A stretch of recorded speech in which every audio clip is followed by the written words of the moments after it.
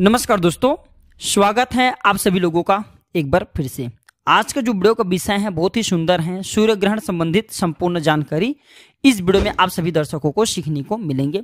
24 अक्टूबर सोमवार को दिवाली है, अर्थात आज दिवाली है और इसके अगले दिन अर्थात 25 अक्टूबर को साल का आखिरी सूर्य ग्रहण है, जो कि आंशिक सूर्य ग्रहण है। और गोवर्धन पूजा कब है ये भी आपको जानना जरूरी है। तो देखिए, हिंदू पंचांग के अनुसार हर वर्ष कार्तिक अमावस्या तिथि पर लक्ष्मी और भगवान गणेश जी की हम पूजन करते हैं और ऐसा माना जाता है इसके अगले दिन हम सब जितने भी हिंदू भाई हैं गोवर्धन पूजा करते हैं। लेकिन इस बार दिवाली के फौरन बाद ही आंशिक सूर्य ग्रहण लग रहे हैं और कई वर्षों बाद दिवाली के दूसरे दिन गोवर्धन पूजा ना होकर के एक दिन का अंतर है। जी हाँ, एक दिन का अंतर है।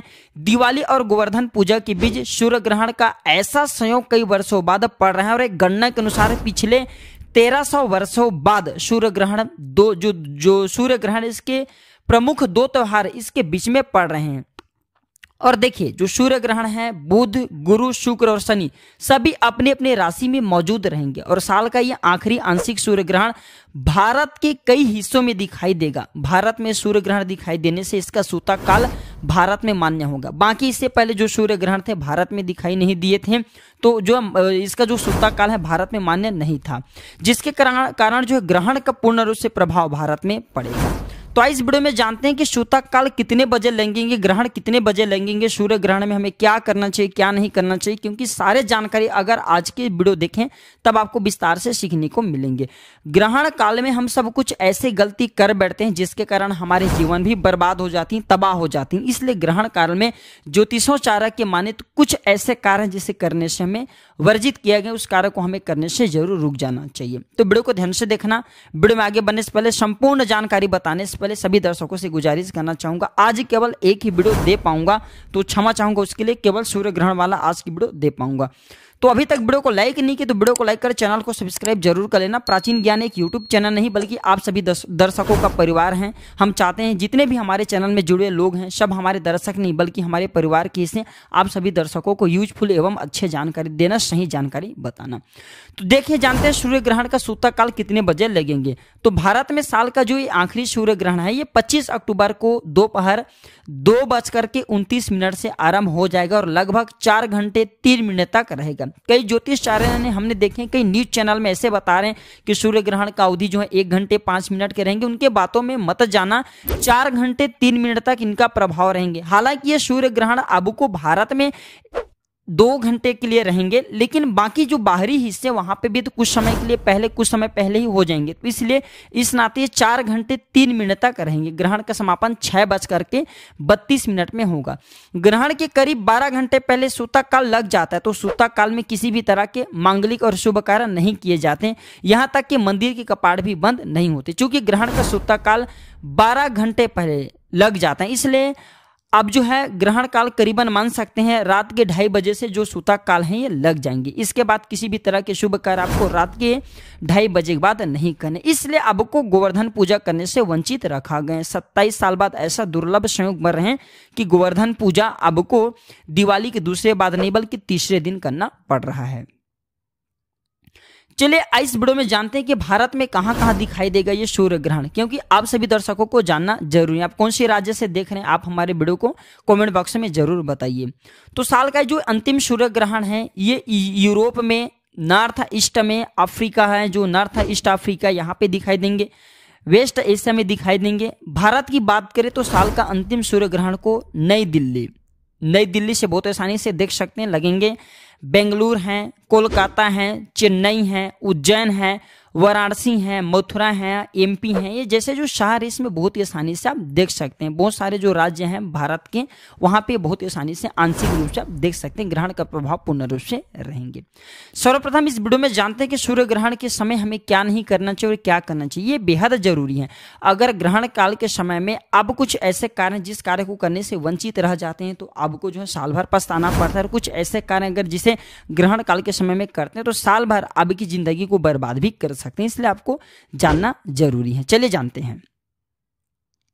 देखिए, सूर्य ग्रहण के समय सिर्फ वृद्ध गर्भवती स्त्री और बालक को छोड़कर सभी लोगों को सोना नहीं चाहिए। अगर कोई व्यक्ति ग्रहण के समय में सोते हैं तो ऐसे व्यक्ति को भयंकर बीमारी होता है। इसलिए मैं सारे जानकारी को बता रहा हूं ताकि इन कार्यों को करने से आप वंचित रहें, बच जाएं, आपको आगे चल करके खतरा ना हो। सूर्य ग्रहण के समय कभी भी नहीं सोना चाहिए, क्योंकि जो हमारे सूर्य नारायण भगवान सूर्यदेव कहे गए हैं ऊर्जा का प्रतीक हैं, और उस समय ग्रहण लगते हैं तो हमारे शरीर में ऊर्जा की जगह में नकारात्मक ऊर्जा प्रवेश कर जाते हैं। जो व्यक्ति सोते हैं ऐसे व्यक्ति फिर जीवन में सोते ही रह जाते हैं। कहने का मतलब है कि ऐसे व्यक्ति फिर अध्यात्म उन्नति नहीं हो पाते, रोगग्रस्त हो जाते हैं, कई प्रकार के असाध्य बीमारी होते हैं। इसलिए ग्रहण के समय में सोना नहीं चाहिए।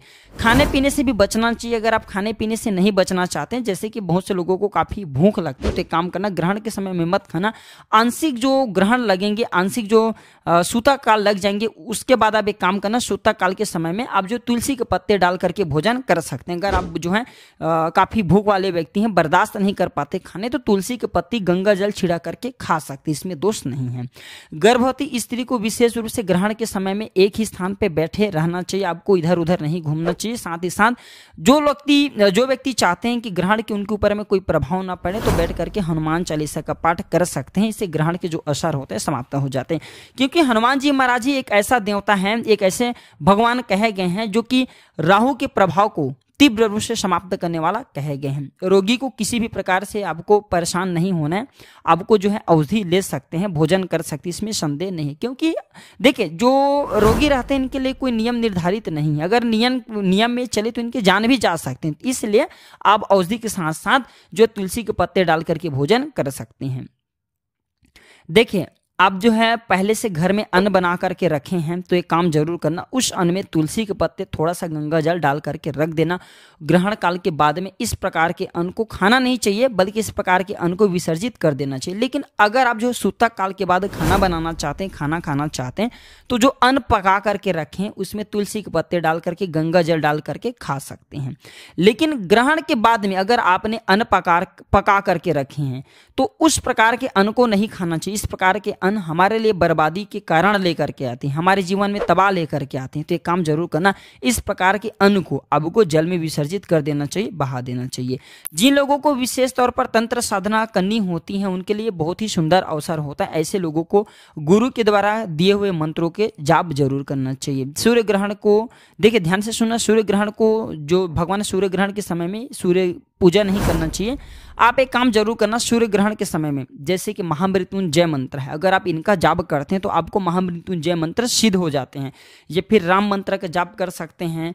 बहुत से लोग पंचाक्षरी भगवान शिव जी के मंत्र का जाप करते हैं, आप भगवान शिव जी के मंत्र का जाप कर सकते हैं, नवाण मंत्र का जाप कर सकते हैं।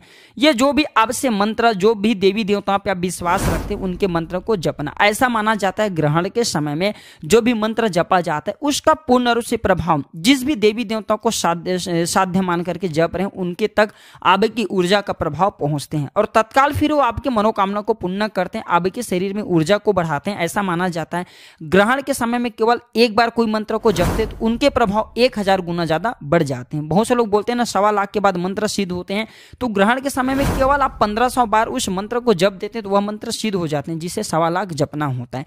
तो ग्रहण के समय में जो मंत्र को सिद्ध करना चाहते हैं वह मंत्र को जप सकते हैं। बहुत ही ज्यादा इसका आश्चर्य रूप से आपको लाभ मिलेंगे। खासकर ग्रहण के समय में ओम नमः शिवाय है, ये फिर माता रानी के जो बीज मंत्र कहे गए उस बीज मंत्र का जाप कर सकते हैं। महालक्ष्मी को प्रसन्न करना चाहते हैं, महालक्ष्मी की बीज मंत्र का जाप कर सकते हैं। मैं कई बार वीडियो में बता चुका हूं कि इस मंत्र को जपने से धन लाभ मिलता है। जो भी आप इच्छुक हो मंत्र की, उस मंत्र को जरूर जाप करना, आपको आश्चर्य रूप से लाभ मिलेंगे, आपके जीवन में प्रगति होंगे। और ऐसा माना जाता है इस दिन हनुमान चालीसा या बजरंग बाण का पाठ किया जाए तो ऐसे व्यक्ति से, बिल्कुल ही ऐसे व्यक्ति से 25 से 30 फीट तक भूत प्रेत नकारात्मक शक्ति दूर भागते हैं, क्योंकि इतने ऊर्जा आपके शरीर में आ जाते हैं कि अगर नजदीक में या आने के प्रयास करें तो भस्मा हो जाएंगे। क्योंकि हनुमान जी महाराज के अगर आज के दिन सूर्य ग्रहण के समय में बीज मंत्र का जाप करेंगे, हनुमान चालीसा का पाठ करेंगे, हनुमान जी महाराज के कोई बीज मंत्र उनका जाप करेंगे, बजरंग बाण का जाप करेंगे, तो आपके शरीर में भगवान हनुमान जी महाराज के अंश आ जाते हैं।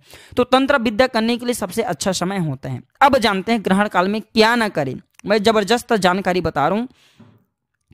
तो ग्रहण काल में भूल करके एक बात का विशेष ध्यान रखना, कभी भी नहीं घूमना चाहिए। आप में से अधिकतर लोग बोलते हैं ना ग्रहण काल में घूमेंगे तो क्या होता है। देखिए, ग्रहण काल में पाताल लोक में रहने वाले जितने भी नकारात्मक शक्ति मानी गई हैं, पाताल लोक में रहने वाले जो है चामुंडी हैं, पाताल लोक में रहने वाले जितने भी पातालनी शक्ति हैं, जो पृथ्वी के नीचे जितने भी लोग हैं, उतल भूतल सुतल जितने भी 7 लोग कहे गए हैं, इसमें निशाचर शक्ति रहती है। ये सारे निशाचर शक्ति पृथ्वी लोक में आ जाते हैं, इधर उधर भ्रमण करते रहते हैं। अगर आपको घूमते पा जाएं ग्रहण काल के समय में, आपको दिख जाए तो आपके शरीर में फिर प्रवेश कर जाते हैं, आपके मन को बुद्धि को बांध देते हैं और फिर आप अपने अनुसार नहीं चल पाते, उनके अनुसार चलेंगे और आपके जीवन को बर्बाद कर देते हैं, तबाह कर देते हैं और आप जो है बीमारी में रोगग्रस्त हो जाते हैं, या फिर आपके जीवन में ऐसी ऐसी घटना लाएंगे जिससे आपके हाथ पैर चलना बंद हो जाते हैं, अर्थात आपको मृत्यु तुल्य दंड देते हैं। इसलिए इन प्रकार के शक्ति को हमें इस प्रकार की शक्ति से हमें बचे रहने के लिए ग्रहण के समय में नहीं घूमना चाहिए। खासकर ग्रहण के समय में बहुत ही ज्यादा तंत्र क्रिया भी किया जाता है,